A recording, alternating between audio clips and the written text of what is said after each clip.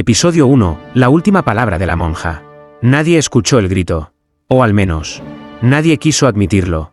La encontraron al amanecer, arrodillada frente al altar, con los ojos abiertos y secos como dos cristales rotos. La hermana Clara llevaba más de 40 años sin fallar una sola misa en el convento de San Brígida. Siempre la primera en despertar. Siempre la última en apagar las velas. Y sin embargo, esa mañana, fue el silencio lo que encendió las alarmas. Su cuerpo estaba rígido, la cabeza inclinada hacia un lado, como si escuchara algo que los vivos no podían oír. Entre sus dedos huesudos, apretaba con fuerza un rosario viejo, tan tenso que las cuentas parecían incrustadas en la piel. Y en sus labios, una palabra, o mejor dicho, media palabra. Yo estaba allí. Fui el primero en verla. No por casualidad, no por destino. Me habían advertido que vigilara a la hermana Clara aquella noche, que algo andaba mal. Pero no imaginé encontrarla así, como si alguien hubiera apagado su alma a mitad de una frase. Me incliné hacia ella. Su aliento había cesado hacía horas, pero el aire aún olía a incienso y a miedo. ¿Qué intentabas decir, hermana?, murmuré sin esperar respuesta. Y entonces lo escuché. Un susurro, leve, que no venía de su garganta, sino del aire mismo, como si la habitación repitiera sus últimas sílabas por inercia. Nerra, decía. Nera, tenía frío, pero no por la mañana húmeda de la sierra. Era otra cosa, un escalofrío antiguo, de esos que no nacen en la piel, sino en el alma. Miré a mi alrededor. Las otras monjas observaban desde lejos, en silencio, con la cara blanca y los labios sellados por el miedo. ¿Qué significa esa palabra?, pregunté en voz baja.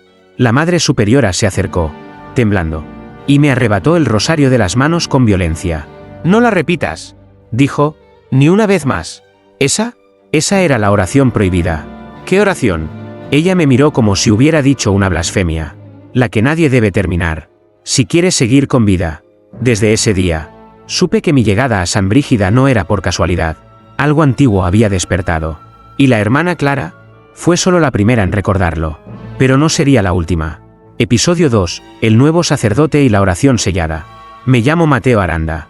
Soy sacerdote desde hace 7 años. Formado en Roma. Hijo único de una familia que jamás pisó una iglesia por voluntad propia. El Vaticano me asignó a San Brígida hace 3 semanas. Después de una cadena de muertes silenciosas en el convento que nadie parecía querer explicar. Necesitan a alguien con fe sólida, me dijeron. Alguien que no tema mirar al mal a los ojos, añadieron. Pero nadie me advirtió sobre la oración. La mañana después de la muerte de la hermana Clara, la madre superiora me entregó una carta. La encontró bajo la almohada de la difunta. El sobre era negro como el carbón, sellado con cera roja. En C, a mano temblorosa, se leía: para quien se atreva a escuchar la voz completa.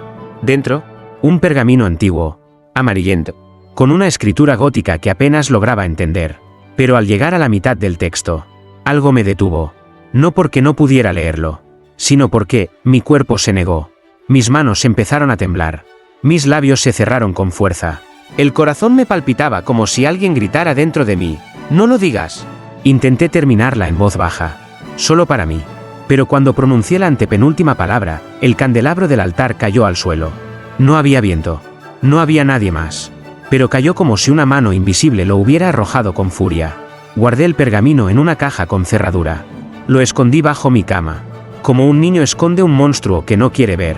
Esa noche no pude dormir. Afuera, el viento gemía como un animal herido.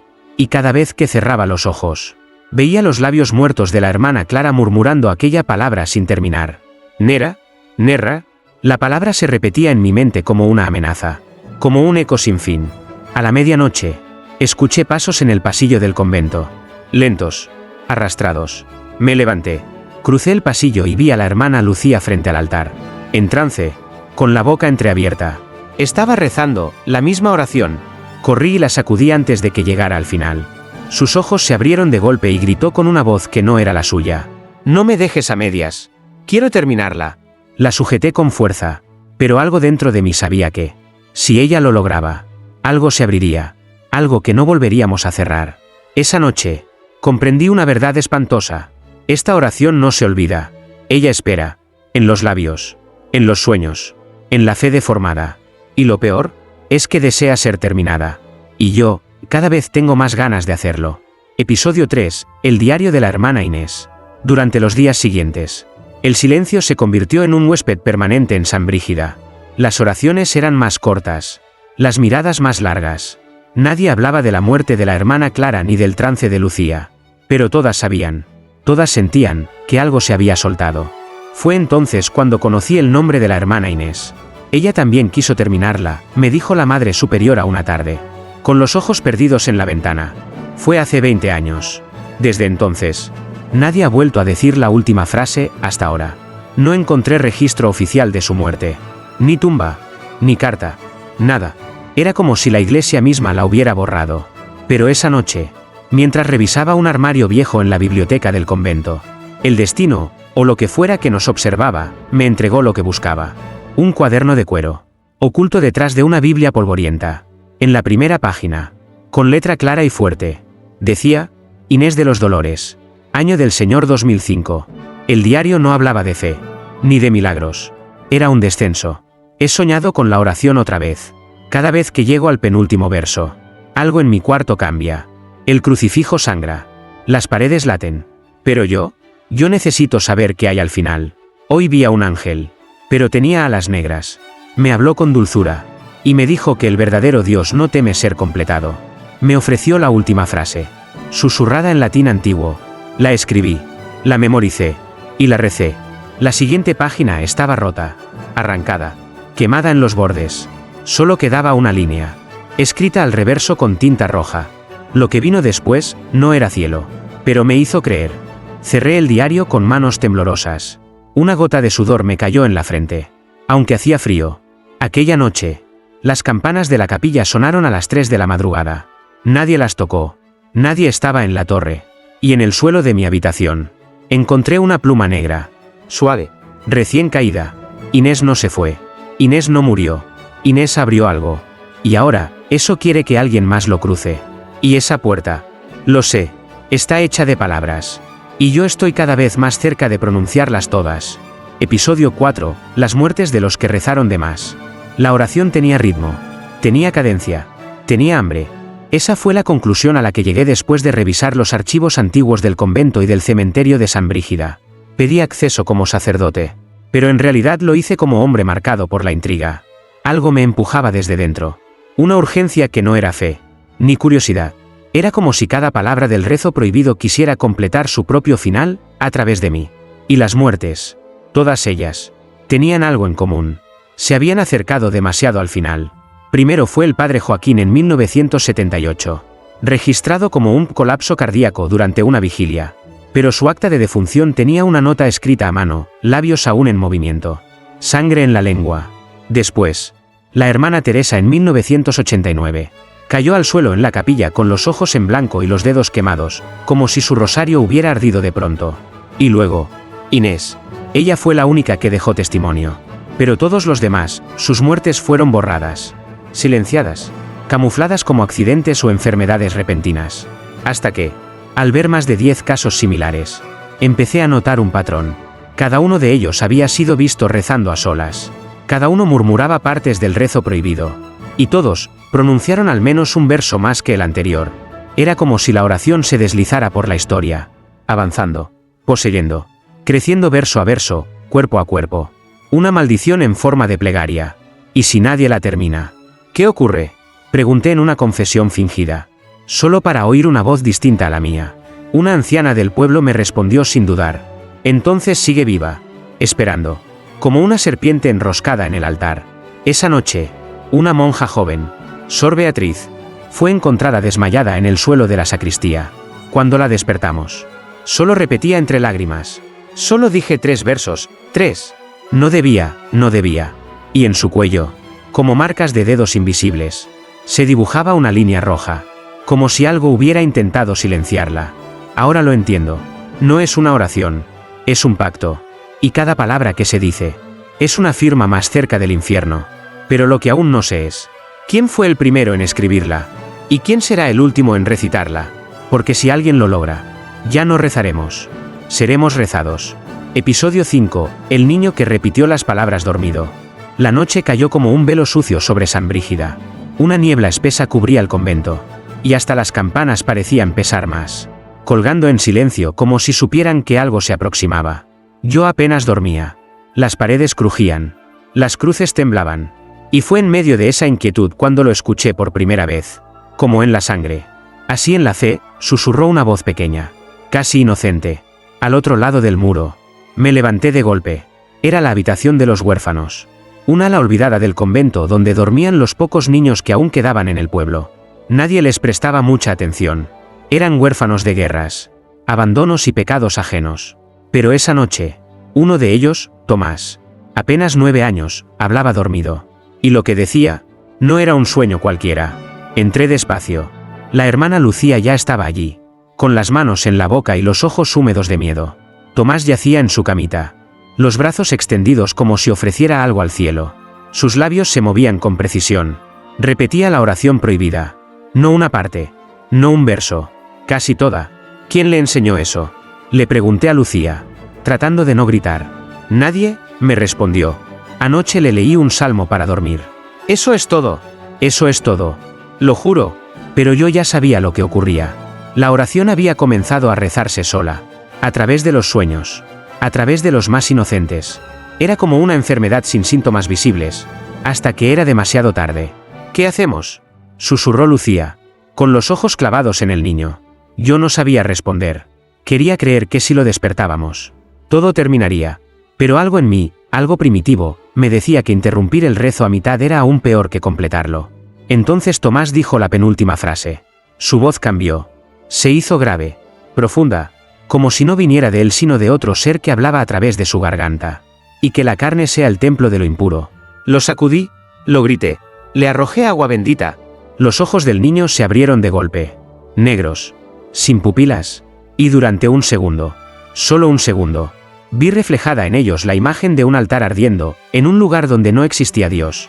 Luego, se desmayó. Esa madrugada, 4 cruces cayeron solas en la capilla, y al amanecer, la tierra del jardín donde Tomás dormía había comenzado a agrietarse, como si algo desde abajo respirara. La oración sigue avanzando. Y ahora, los niños la sueñan. Pronto, alguien dirá el último verso. Y ya nadie despertará después de eso. Episodio 6. El silencio de Dios en la capilla. Esa noche, me arrodillé frente al altar por primera vez no como sacerdote, sino como un hombre quebrado. Necesitaba respuestas. O al menos, una señal. El niño Tomás aún no había despertado. Dormía con respiración agitada, como si su alma estuviera atrapada entre 2 mundos. Las monjas rezaban por él, pero en sus ojos ya no había fe, solo miedo envuelto en hábito. Encendí todas las velas del altar, me coloqué la estola, y comencé a rezar.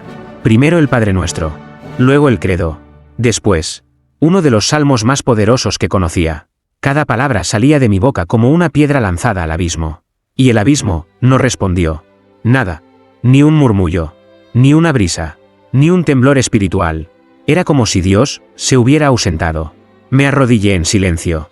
Miré el crucifijo colgado sobre mí. Pero no me sentía observado, ni juzgado, ni perdonado. Me sentía ignorado. Fue entonces cuando ocurrió. Una gota, una sola gota de cera cayó al suelo. Pero no provenía de ninguna vela. Venía del techo. Alcé la mirada. Y allí, justo sobre el altar, noté una mancha negra que antes no estaba. Como humedad, pero con bordes vivos. Latiendo como carne. De pronto, comenzó a gotear. No era agua. No era cera. Era sangre. Retrocedí aterrado. Las gotas caían lentamente, formando un patrón en el suelo. Un símbolo circular, con letras que no eran humanas. Parecían latín arcaico, pero distorsionado, como si el idioma estuviera siendo corrompido. Y entre cada gota, el silencio se hacía más pesado, más denso. Era el tipo de silencio que no calma, sino que escucha. Entonces lo entendí. Dios no estaba en la capilla. Pero algo más. Sí, algo que había sido invocado a través de siglos de palabras prohibidas. Algo que se nutría de la oración incompleta. Como un cuerpo se alimenta de respiración contenida. Me levanté tambaleante. Caminé hacia la sacristía y cerré con llave. Me encerré. Me senté en el suelo con el corazón desbocado. Y en ese momento, en ese horror absoluto, me puse a rezar. Pero no al Dios que conocía. No por blasfemia. No por locura. Sino porque era el único que parecía estar escuchando. Episodio 7. La misa que terminó con sangre en las paredes. El domingo llegó con una extraña claridad. Un sol pálido, casi enfermizo, cubría San Brígida, como si el cielo intentara disimular lo que hervía debajo de la tierra. Era día de misa. Y yo, a pesar del terror en mi pecho, debía cumplir. La capilla estaba llena, más que de costumbre. Caras tensas, silencios largos. Algunos habían venido por fe, otros por miedo. Y otros, tal vez, porque algo los había traído. Me vestí con los ornamentos sagrados, pero la tela me pesaba como plomo. Al mirar el altar, noté que la mancha negra del techo ya no estaba. Ni las gotas, ni el símbolo, solo quedaban las velas. Y un leve aroma metálico, como de cuchilla recién lavada. Iniciemos la misa, dije, con voz firme, casi como una orden. Todo fue normal hasta el credo. Mientras lo recitábamos, una mujer en la tercera fila se puso de pie bruscamente. Sus ojos estaban en blanco, y de su boca brotaba espuma. Todos se apartaron. La mujer alzó las manos y comenzó a rezar. Pero no era parte del credo. No eran palabras cristianas. Era la oración prohibida. «Deténganla», grité, bajando del altar. Demasiado tarde. Llegó al penúltimo verso. Entonces, sin previo aviso, las paredes sangraron. Sí, sangre real. Roja, espesa, brotando de las grietas de la piedra, chorreando por los vitrales. Las figuras de los santos lloraban lágrimas oscuras. Y el Cristo crucificado abría la boca, como si quisiera gritar. La mujer cayó al suelo con una sacudida violenta. Y al instante, un niño empezó a reír. No por inocencia, no por juego. Era una risa hueca, profunda, que no venía de su garganta, sino de su vientre, como si alguien más riera desde dentro de él. La misa se convirtió en caos. Gritos, monjas desmayadas, una anciana rezando en latín con los ojos sangrando. Y yo parado frente al altar, impotente, temblando, comprendiendo la verdad que no quería aceptar. La oración se estaba infiltrando. Ya no necesitaba lectores. Usaba bocas ajenas, cuerpos vulnerables, creyentes desesperados. La mujer murió esa tarde. Su cuerpo se deformó. Sus huesos crujieron por dentro. Y su lengua había desaparecido. Solo quedó un susurro colgado en el aire, como un eco que no quería irse. Falta uno, solo uno más. Y entonces supe que alguien, muy pronto, diría la última frase. Y cuando eso ocurra, la misa no terminará. Nunca más. Episodio 8, la mujer que escribió el nombre prohibido en su espalda. Creí que ya lo había visto todo. Las paredes sangrantes. Los crucifijos llorando. Los fieles poseídos por palabras que no comprendían. Pero nada me preparó para Isabel. Era nueva en el pueblo. Joven, callada, de mirada profunda. Había llegado semanas antes para cuidar a su abuela moribunda. Nadie la conocía bien. Nadie la había visto en misa. Pero esa mañana, tocó la puerta del convento con los pies descalzos y los labios partidos por el frío. «Necesito hablar con el padre», susurró con voz ronca. «Antes de que sea demasiado tarde». La llevé a mi despacho. Temblaba, pero no de miedo. Temblaba como si dentro de su cuerpo hubiera algo que quería salir. Algo contenido. Algo escrito. No sé lo que hice. «Padre», me dijo. «No lo recuerdo. Solo desperté, y esto estaba ahí». Se giró lentamente. Se quitó la blusa. Y entonces lo vi. Su espalda estaba marcada. No tatuada. No escrita con tinta. Marcada. Como si algo caliente hubiera grabado las palabras a fuego sobre su piel. Líneas rojas, aún inflamadas, formaban un nombre. Uno que no estaba en la Biblia. Uno que no debía ser pronunciado. «¿Qué significa?», preguntó Isabel, con lágrimas en los ojos. No pude responder. El nombre parecía moverse mientras lo miraba. Cambiar de forma, de idioma, de era. Era un nombre antiguo, anterior al alfabeto, al Edén, a la creación misma. Entonces me di cuenta.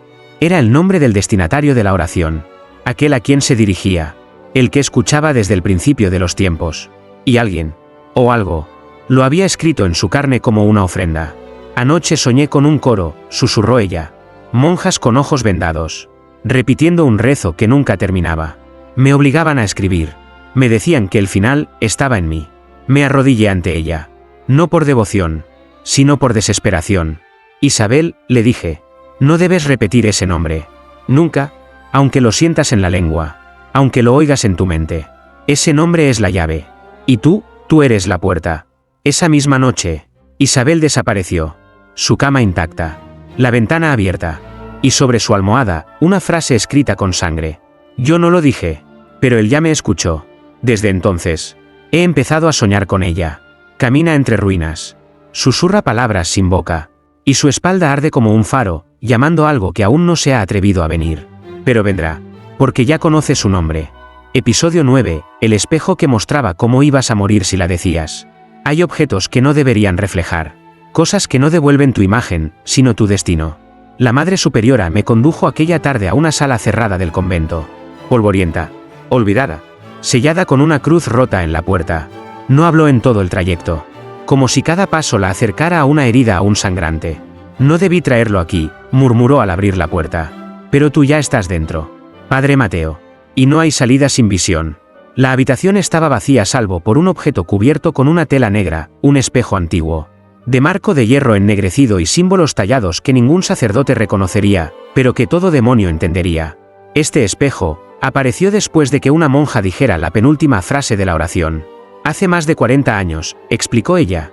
No lo compramos. No lo heredamos. Nadie lo hizo. Me acerqué. El aire a su alrededor era denso. Inmóvil. Como si incluso el tiempo se negara a tocarlo. Y sin pedir permiso, movido por una fuerza que ya no era del todo mía, retiré la tela. El reflejo no me mostró a mí. Me mostró mi cuerpo. Sí, pero muerto. Desfigurado. Con la lengua cortada y los ojos llenos de ceniza. Me aparté de golpe. ¿Qué es esto? Es un aviso, dijo la Madre Superiora con voz seca. El espejo muestra cómo morirás, si terminas la oración. ¿Y si no lo haces? Ella me miró por primera vez con los ojos desnudos. Llenos de culpa. Entonces vivirás, para verla completarse por otros. Para presenciar cómo esa criatura entra al mundo. Y créeme, padre, hay muertes peores que la carne. Quise irme. Pero antes de cerrar la puerta, vi que el espejo ya no me reflejaba. Mostraba a Isabel, la mujer del nombre prohibido, caminando entre sombras con la cabeza gacha. A cada paso, su espalda ardía como un símbolo viviente. Y detrás de ella, venía algo. Alguien. Él ya está cerca, susurró la Madre Superiora. ¿Quién? El que espera la última palabra. El que prometió devorar el primer amanecer tras la oración. Cerré la puerta con fuerza. Pero esa noche, en mi celda, encontré un pedazo del espejo roto sobre mi almohada. Y en él, yo seguía muerto. Pero esta vez, sonreía. Episodio 10, la tentación del sacerdote, decirla por fe. Cada día que pasaba, la oración me hablaba con más fuerza. No con palabras. No con voces, sino con presencia. Una sombra pegada a mi espalda. Un eco dentro del alma que susurraba sin cesar. Solo falta una. Una frase más. Mateo. Solo una. Empecé a olvidarme del resto del mundo. Las misas. Los rezos. Los rostros de las monjas, todo se volvió lejano. Como si viviera en un sueño donde solo la oración era real. Una noche, desesperado, regresé al altar. Cerré las puertas de la capilla. Apagué todas las luces. Y me arrodillé. Tenía el pergamino en las manos. El mismo que encontré tras la muerte de la hermana Clara. El que guardaba el texto completo, menos la última línea. Pero ahora, esa línea estaba allí, escrita, con sangre. Mis labios la leyeron en silencio. Y que aquel que escuche, escuche desde abajo, porque arriba ya no hay nadie. Un escalofrío recorrió mi cuerpo. La frase no era blasfema. Era verdad. En ese instante, sentí por primera vez en semanas, paz. No como la que se siente en el perdón, sino en la rendición. Como si finalmente hubiera encontrado algo más fuerte que Dios, y eso me abrazara con ternura. ¿Será esto fe?, me pregunté. Entonces la capilla tembló. No como un terremoto. No como algo físico. Tembló el aire. Tembló el silencio. Tembló la eternidad. Las paredes se agrietaron con sonidos huecos. Como si la piedra intentara gritar. Y frente a mí, sobre el altar, una figura comenzó a tomar forma. No tenía rostro, ni piel. Era un hueco con forma humana, hecho de ausencia. Un vacío que sangraba. Mateo, susurró con una voz que era todas las voces a la vez. ¿Reza? Caí al suelo. ¿Quién eres? Soy a quien rezas cuando ya no crees. Soy el eco de todas las oraciones que no llegaron al cielo. Soy lo que queda cuando Dios se calla. Quise huir, pero no podía moverme. Si la dices, si completas la oración, continuó, te devolveré la fe. No en él, sino en algo real. Y por un momento, lo consideré. Terminarla.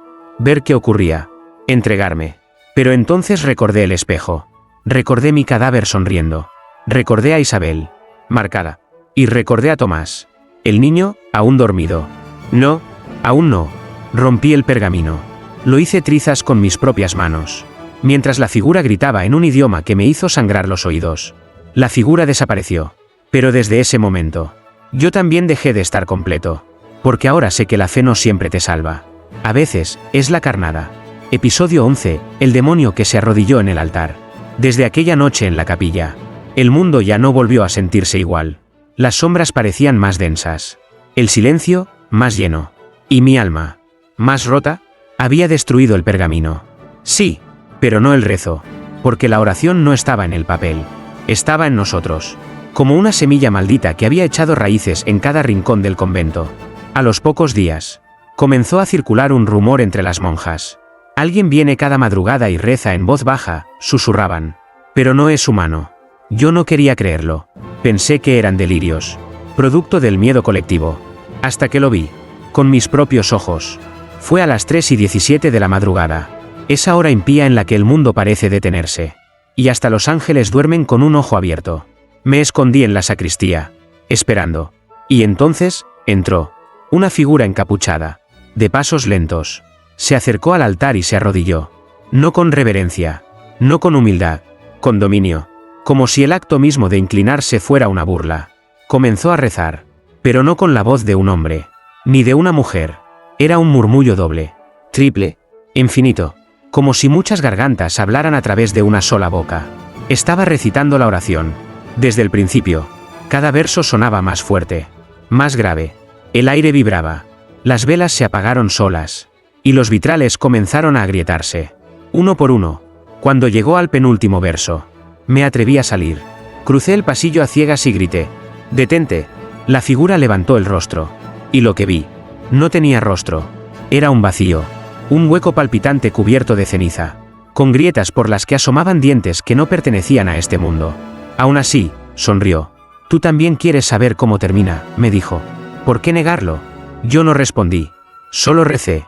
No la oración prohibida. Sino una plegaria simple. La única que recordaba de niño. «Dios mío, hazme instrumento de tu paz». Pero no funcionó. La figura se puso de pie. Y antes de desaparecer, dijo algo que aún hoy retumba en mis huesos. «La oración será completada, Padre Mateo. Y cuando ocurra, tú serás el amén». Desde entonces, el altar ya no es sagrado. Ninguna misa se ha celebrado desde aquella noche. Y cada vez que rezo, siento que no hablo con Dios, sino con quien espera que calle, para hablar Él. Episodio 12, la noche en que nadie debió rezar. Fue anunciado por el viento. No como una brisa. No como tormenta. Sino como un lamento. Una voz arrastrada por las esquinas del convento. Repitiendo en un susurro ronco la misma frase una y otra vez. Esta es la noche. Esta es la noche. Esta es la noche. La luna no salió. Las estrellas desaparecieron. Y las campanas, que nadie tocó, comenzaron a sonar por sí solas. 12 veces. Una por cada verso de la oración maldita. Aquella noche, nadie dormía. Las monjas se reunieron en la capilla, tomadas de la mano, con los rosarios entrelazados como cadenas desesperadas. Yo me paré frente a ellas. Sin sotana. Sin crucifijo. Sin fe. No recen, les supliqué. No hoy. No esta noche. Pero el miedo las venció. Y rezaron. No la oración prohibida. No con intención de invocar. Pero incluso el Padre Nuestro comenzó a sonar distinto. Las palabras se deformaban en sus labios. Los versos se cruzaban. Los nombres cambiaban. De pronto, sin que nadie lo advirtiera, todas estaban diciendo la misma frase. Una que nadie recordaba haber aprendido. Una que no estaba escrita en ningún salmo. La última línea de la oración prohibida. Yo grité. Corrí hacia ellas para detenerlas. Pero el suelo se abrió bajo mis pies. Literalmente. Las baldosas del altar se resquebrajaron como vidrio. Y de ellas surgió un calor oscuro, una presencia que no tenía forma. Pero sí propósito. Entonces ocurrió. El aire explotó. Las velas se encendieron sin fuego. Y en el centro del altar, algo descendió. No era un demonio. No era un ángel. Era la consecuencia. El resultado de cada rezo incompleto. De cada fe torcida. De cada palabra prohibida pronunciada con devoción ciega. Su cuerpo estaba hecho de luto. Su boca, de oraciones olvidadas. Y en su pecho, el nombre grabado de Isabel. Una a una. Las monjas cayeron al suelo. Sin gritar. Como si su alma hubiera sido arrancada en silencio. Solo quedaron sus rosarios, flotando en el aire y cayendo después, como lágrimas negras. Yo no pude moverme. Solo observé y comprendí. La oración fue completada. Y ahora, el rezo nos pertenece a nosotros, porque ya no hablamos con Dios, sino con el que respondió primero. Episodio 13. La voz de los muertos en el confesionario. No sé cuánto tiempo ha pasado desde aquella noche, desde que la oración se cerró, desde que el altar ardió sin fuego y la fe se convirtió en ceniza. San Brígida ya no es un convento, es un cascarón hueco, un eco eterno. Las paredes respiran, las cruces cuelgan torcidas, y en los vitrales, los santos han comenzado a desaparecer, borrados por una fuerza que no deja huellas, pero sí hambre. Yo no me fui, no porque quiera quedarme, sino porque no puedo salir. Las puertas están abiertas, pero el mundo afuera ya no existe para mí. Solo escucho voces, todo el tiempo, susurros detrás de los muros, llantos en los pasillos, y en el confesionario, algo espera. Esa cabina de madera se convirtió en un pozo, no de secretos, sino de condenas. Y esta mañana, por primera vez, alguien se sentó del otro lado. No vi su rostro, pero conocí su voz. Era la hermana Clara, muerta desde el primer día, muda desde entonces. Padre, dijo, con un hilo de voz seco, como tierra resquebrajada. Me equivoqué. ¿Qué hiciste?, pregunté, con el corazón desbocado. Silencio. Luego, otra voz, masculina, grave. El padre Joaquín, muerto hace décadas. No debimos rezar, pero era tan hermoso, tan cálido. Y después, una tercera voz. Tomás. ¿El niño? Padre, ¿ya puedo abrir los ojos? Mi garganta se cerró. Las manos me temblaban. Intenté levantarme, huir, pero el confesionario no me soltaba. Las paredes crujieron. La madera se cerró como un ataúd, y la rendija por donde se oye al penitente se abrió sola.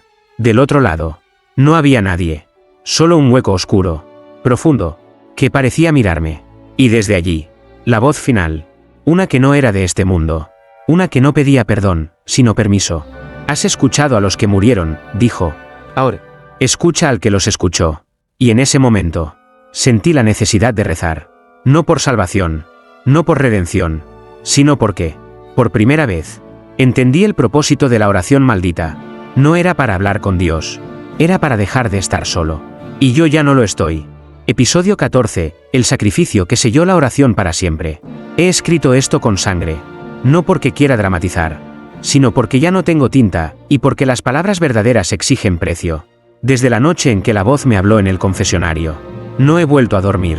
Cada vez que cierro los ojos, siento que me hundo en una oración sin final, pronunciada por lenguas que no tienen cuerpo, pero sí destino. El convento está vacío, o al menos, lo está para los vivos. Las campanas suenan solas a las 3:33. Las puertas se abren al revés. Y el altar, ese altar, sangra todos los domingos.